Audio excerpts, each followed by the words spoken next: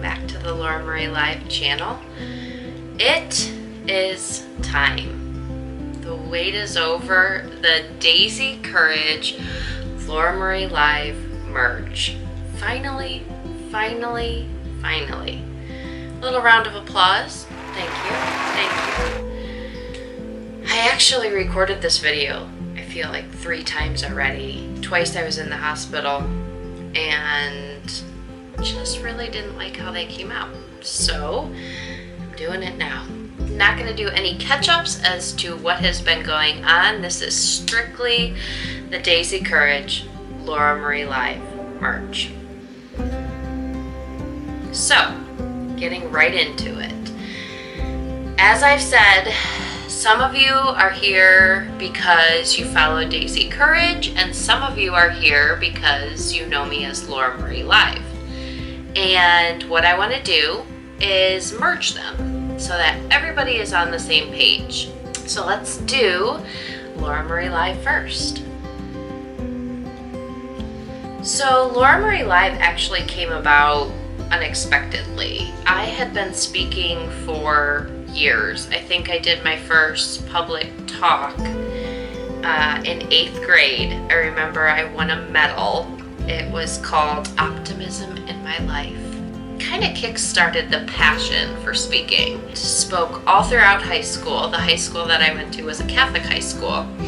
And we had Mass, which is church, every Monday. And before every Mass, I would get up. I was kind of the leader of the faith committee. And before every Mass, I would get up and give a talk on how to be a better person, a better student, a better friend, anti-bullying, talk about depression, whatever the case may be. I would get up every Monday and speak to the entire school. Then I ended up going, after high school, I went to the Bronx, did some youth ministry out there, and took a more active approach in my communication, or my communication role. You know, gave a talk one day, I remember, to the kids, and one of the brothers, I worked with some friars, the Franciscan friars, shout out to all of you, and all the kids of the Bronx and all my friends and family there. One of the brothers came up to me after a talk and just said, "This is what you need to be doing full time." That just kind of solidified that this is what I really want to do.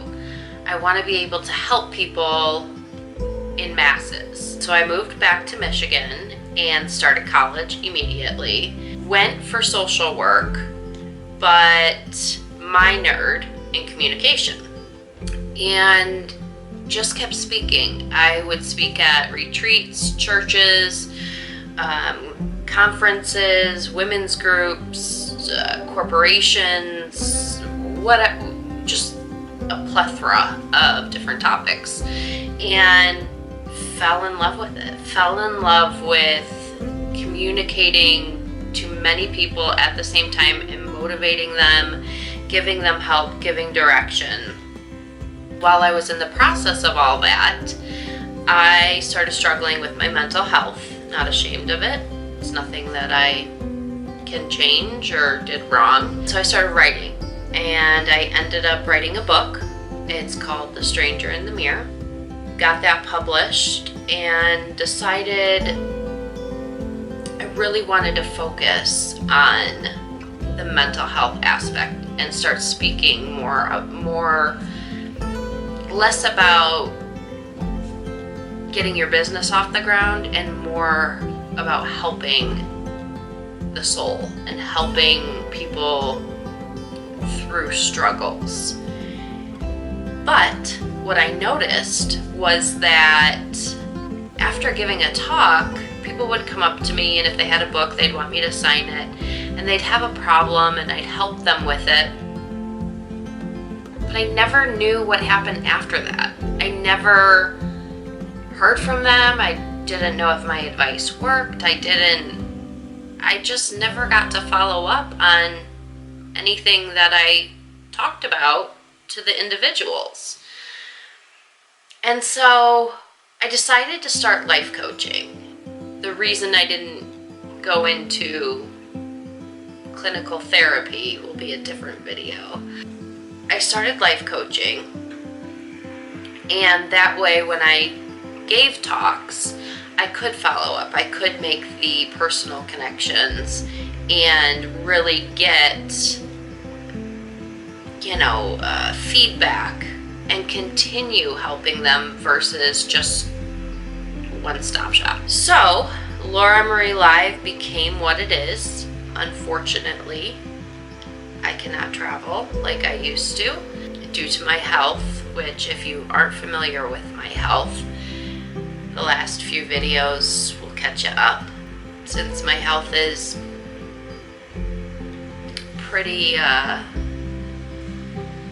crappy. It's definitely fighting for life, that's for sure. But because of that, and because of how often I'm in the hospital, I can't travel anymore.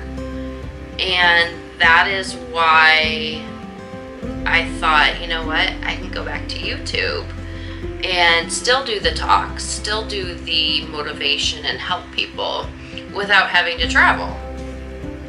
However, my health continued to decline, and it's become a mix of health stuff and life coaching stuff.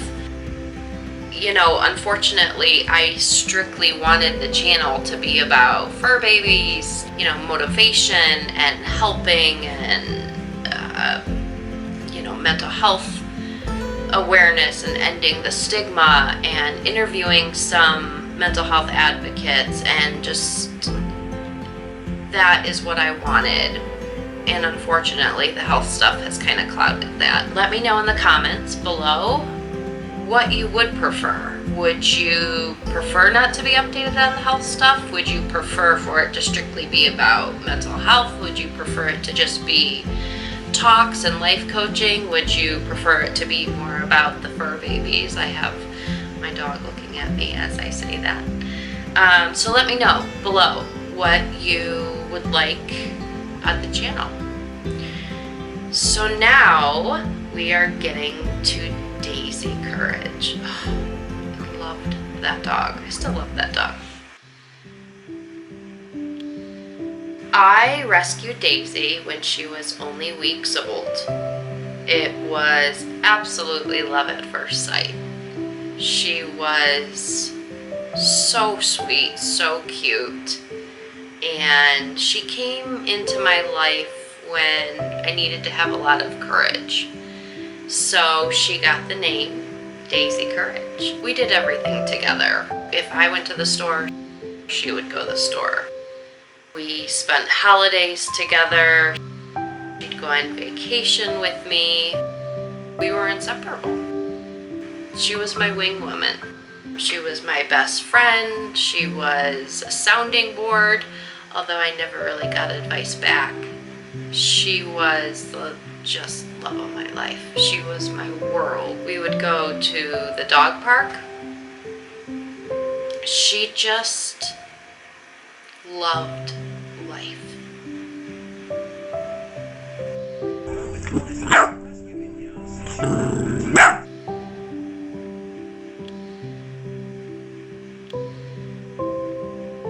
She fulfilled it. She enjoyed every day.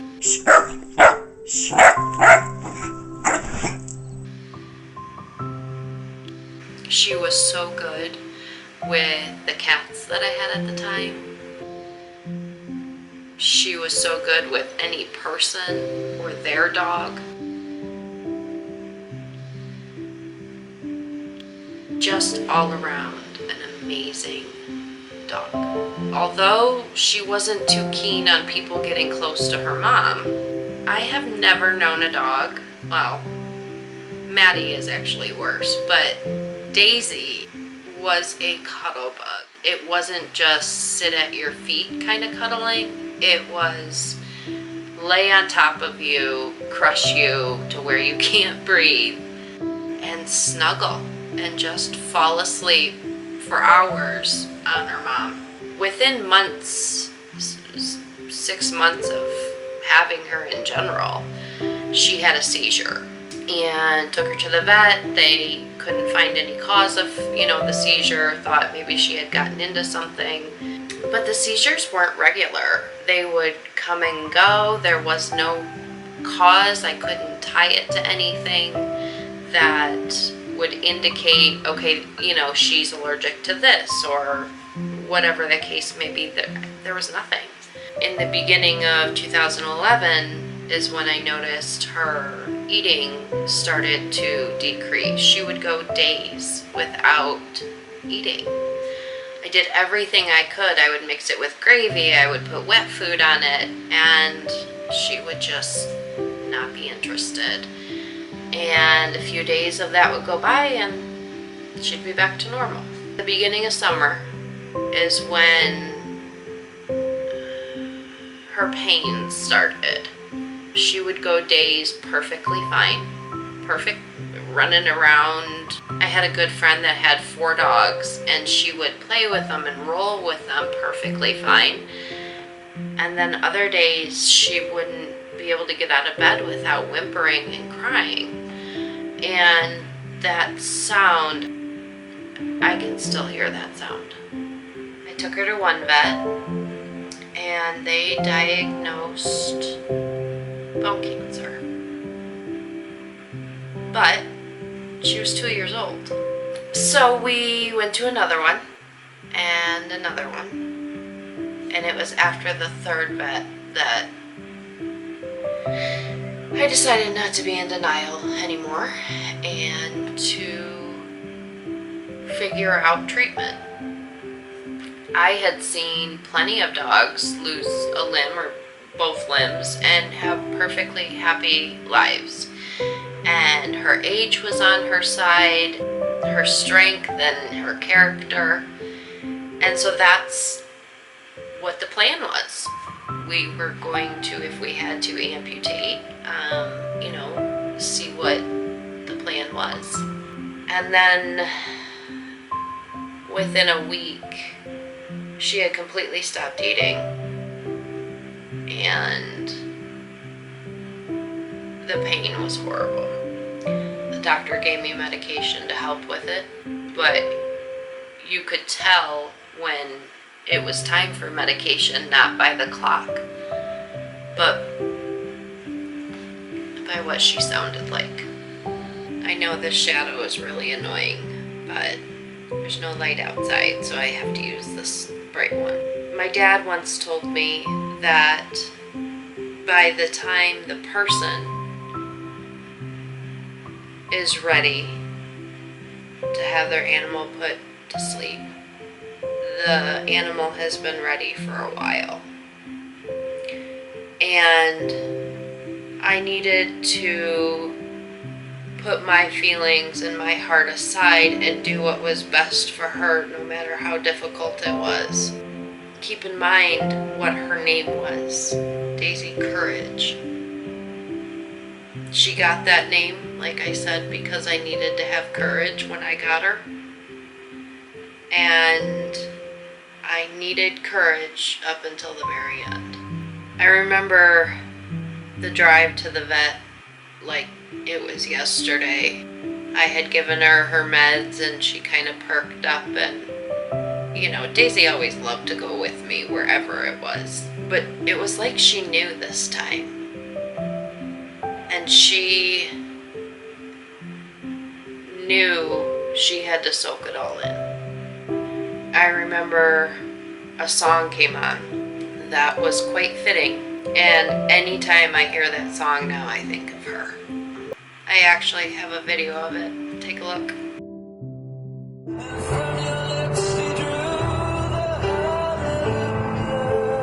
She knew.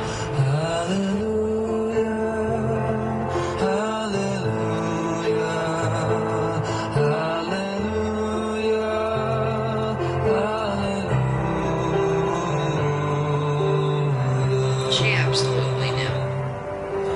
It took me a while to get out of the car. I just walked in, told them they had known obviously what was going on. I had told them I had never done this before, and they asked do you want to be in the room?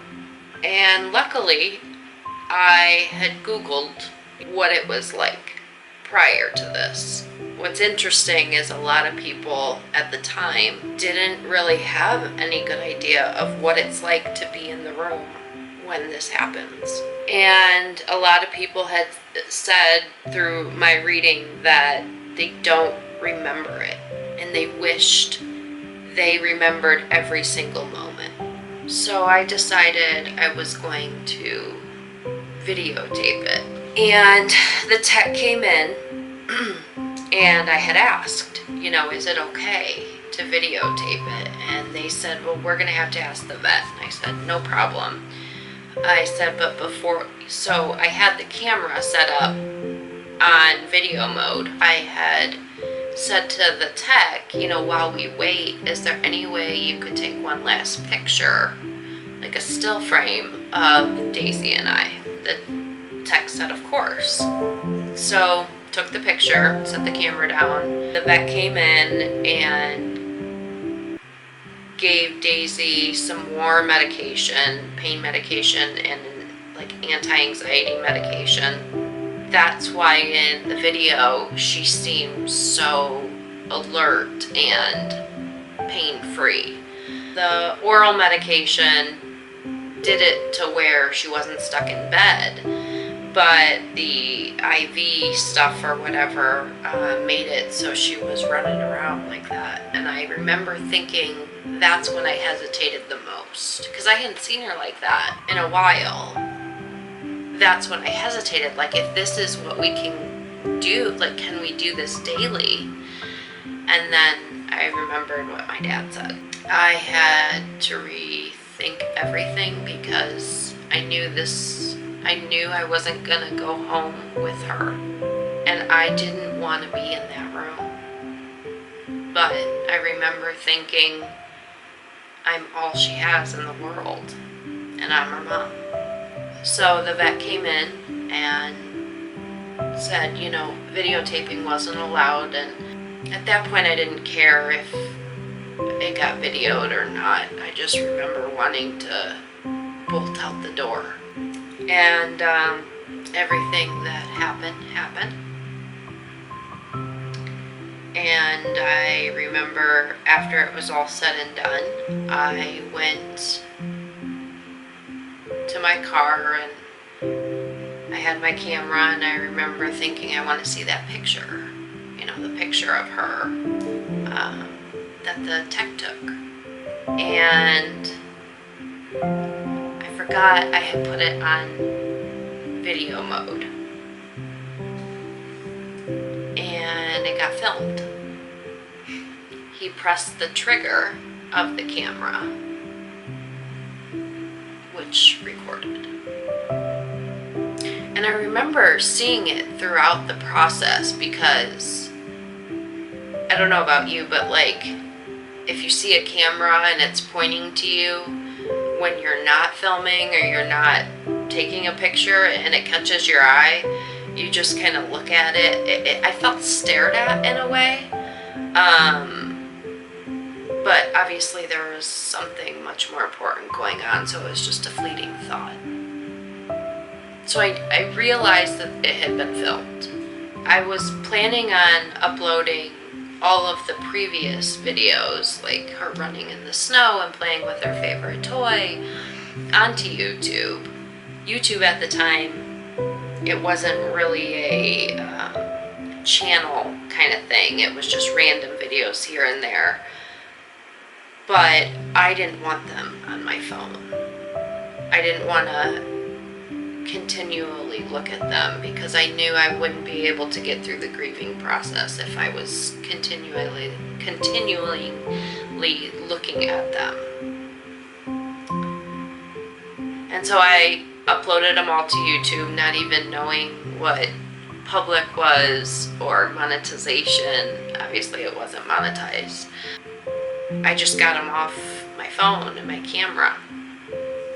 And then I had the one of her going to heaven. And I wanted to watch it, but I wasn't strong enough to watch it. I didn't have the courage, probably because I didn't have my Daisy courage anymore. But I didn't want to delete it, so I uploaded it.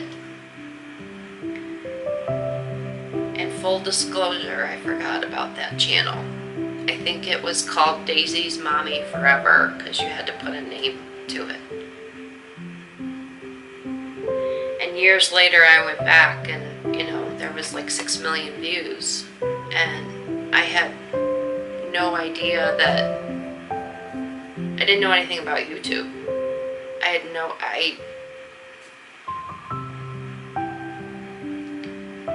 So, I have still not watched that video until today. So part 2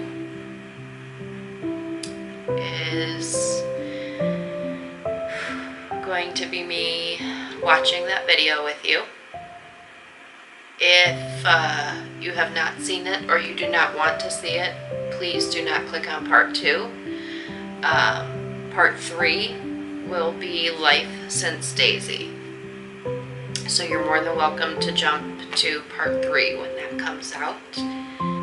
I put on waterproof mascara, so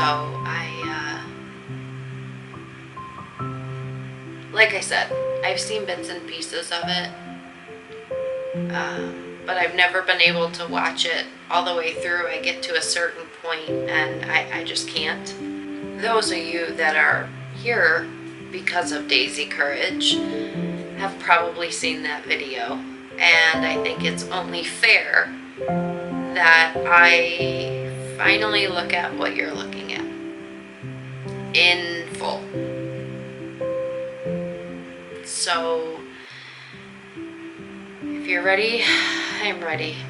In the meantime, as I say in all my videos, find your reason. Know that you're valued, you're loved, and you're cherished. If you need help, contact me. I will see you in the next video. Get some tissue. I will do the same. And I'll see you then. Bye.